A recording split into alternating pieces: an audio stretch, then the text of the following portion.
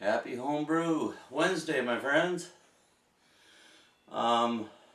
Today, first of all, I'm drinking an IPA. It's really young. It's just a Cooper's IPA, beefed up. Actually, I just put a video on that just a little while ago. Beefed up and It's actually one of my favorite beers. I make partials and all grains, and a lot of people, they just go, oh, it's just a can kit. And I'll tell you one thing, I might not have the palate or something, but I love that Cooper, so that stays in there a long time on my recipe book. So I get that in the keg. Today, it's kind of really exciting for me. I was going to make this a while back, and I just haven't got around to it. Now I found one of those round tuits, and I'm going to make it. Today is a Saison. Alors, Saison, you. Today we're going to go with, it comes in a kit. I got this from Ontario Beer Kegs. It was a dandy, and the prices are great at that Ontario Beer Kit. You're lucky if you're a Canadian.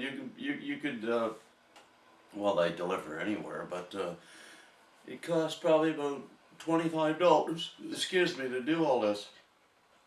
So we got 9 pounds of 2-row, already crushed. They do such a nice job. I got 1 pound of Victory malt. I've got 1 pound of toasted wheat flakes.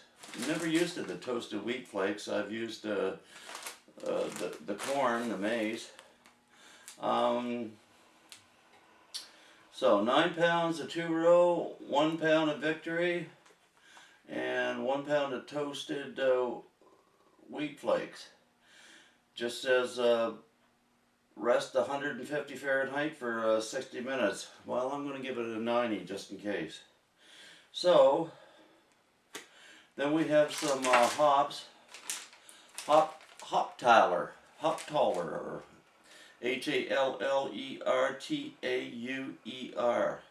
Tradition.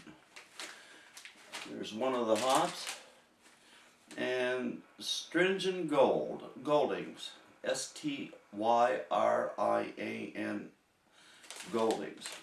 Now I could have went with one of those Belle Saison yeast, and I'm a member of a forum, the 17 Brew Crew, and big shout out to them. But I never made a Saison before. And I was trying to get some input, and some said, well, it smelled this way or a little funky. It's supposed to smell that way, I guess. And one guy even said it smelled like feet, and I said, I don't think I like that. So, who wants to drink feet? Stinky old feet. So I figure it would be the same as like making an IPA, really, if you think about it. 9-10 pounds of 2-row and the Victory. The only thing that changes a little bit is the toasted wheat flakes, and the yeast I'm using is Safbrew S33. SAFBREW S33. So I figured on going with that yeast. Cheers, by the way. Oh, so while I'm heating up the water and stuff like that, we figured to have a chat.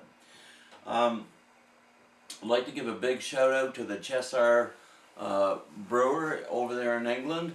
He gave me a shout out there, and that's what happens. I get to watching all these videos when I'm doing some brewing and stuff like that, and I even missed the shout out, so I apologize for that. And I just want to give the Cheshire brew guy over there in England, a big shout out. And I'm going to put his webpage, a link to his webpage. Great brewer, knows his stuff, and just a great channel, so you want to check that out. Now, a lot of people worry about their water and stuff like that. So I put this 5.2 pH stabilizer in mine. Now I got well water and I got beautiful water, so I don't worry about that.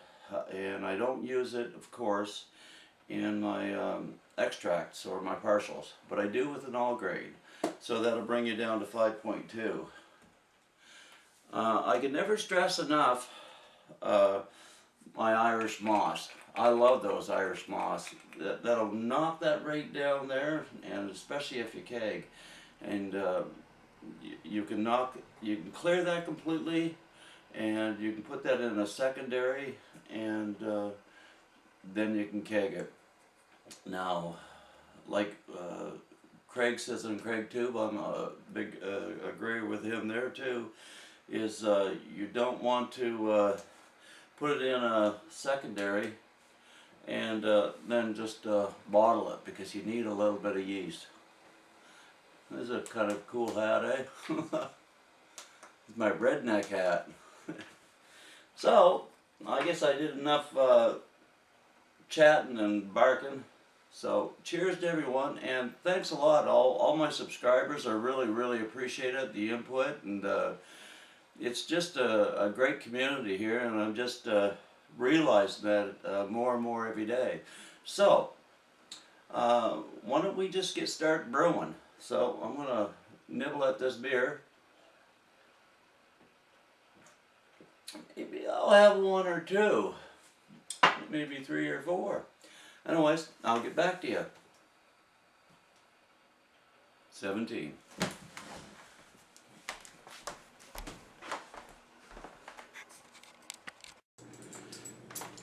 Okay, on this stabilizer, 5.2, you add 1 teaspoon, or tablespoon I guess, sorry. That makes a big difference, to your mash. And of course stir it around.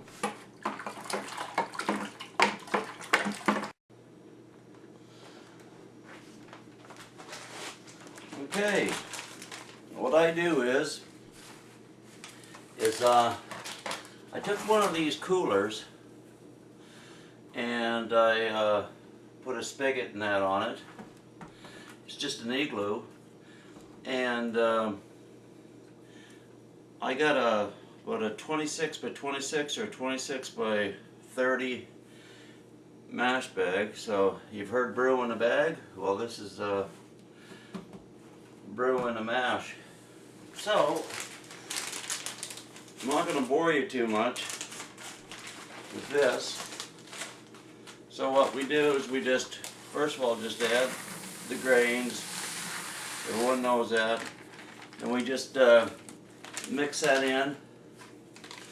Now we'll take a look at, well actually I wouldn't mind taking a look at it right now. I'm just going to put a couple of bags in here first.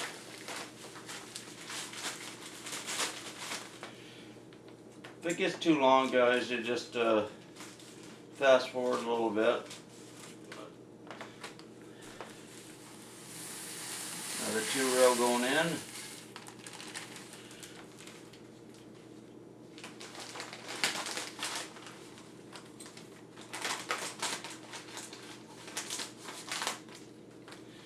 Another 2 row going in. Here's what I want to look at right here, the toasted wheat flakes. I want to see what they look like. So,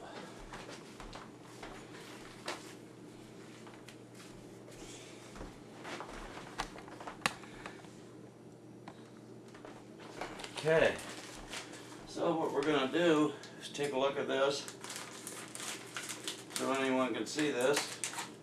I know this is my first time. Okay, guess not too much. These are just toasted wheat flakes.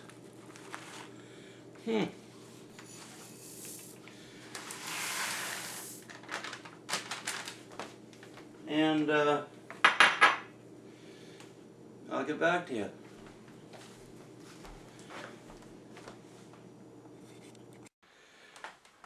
Okay. I think everyone knows that, especially, well, everyone that makes all grain knows that, to give it a real good stir for the dough balls. But just in case, with some people there that are just getting into it, which, welcome. It's a great thing. But I'm not going to sit here and just holler and say how great it is and stuff, because it takes a lot of time to make one of these. But it's worth it. I don't know if I see a huge difference yet, but okay, I get that on 150 Fahrenheit.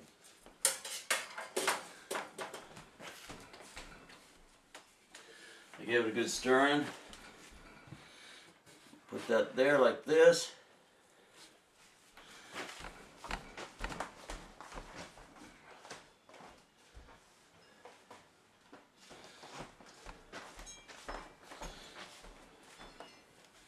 And let me see.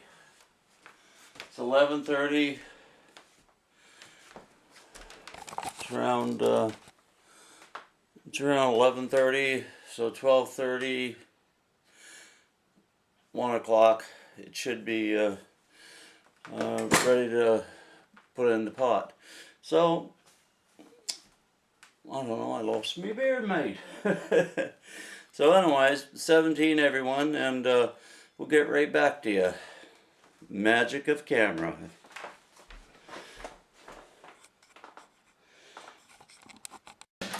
And then we have the pot dance.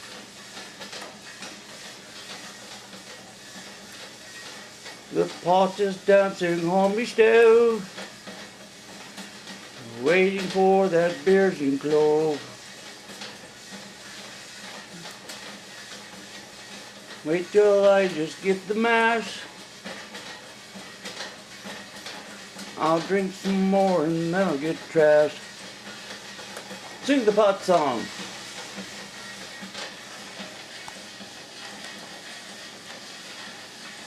Yeah. Alrighty then. So, as you see, that's not moving at all. So you just take the bag, which is great. Don't have to worry about stuck sparges. Look at that, folks.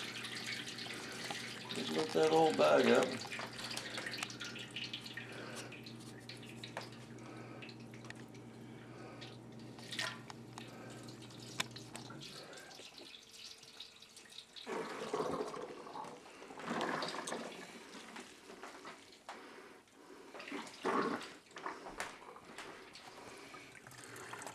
What a big bang of grain.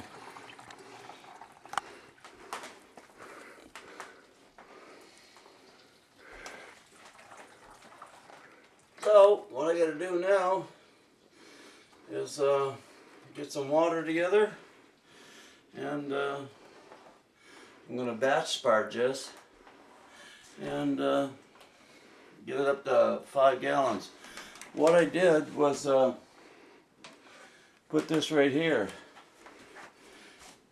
As you see, it's not even basically a quarter, so you gotta batch sparge it, and we should be ready. So, cheers, my friends.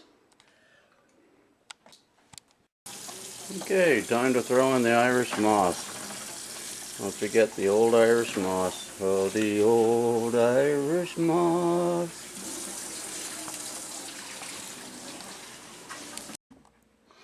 So, I'm a big fan of that yeast now. This is about 8 to 12 hours later, and that's Sapphire S33, Anyways, this is what she looks like.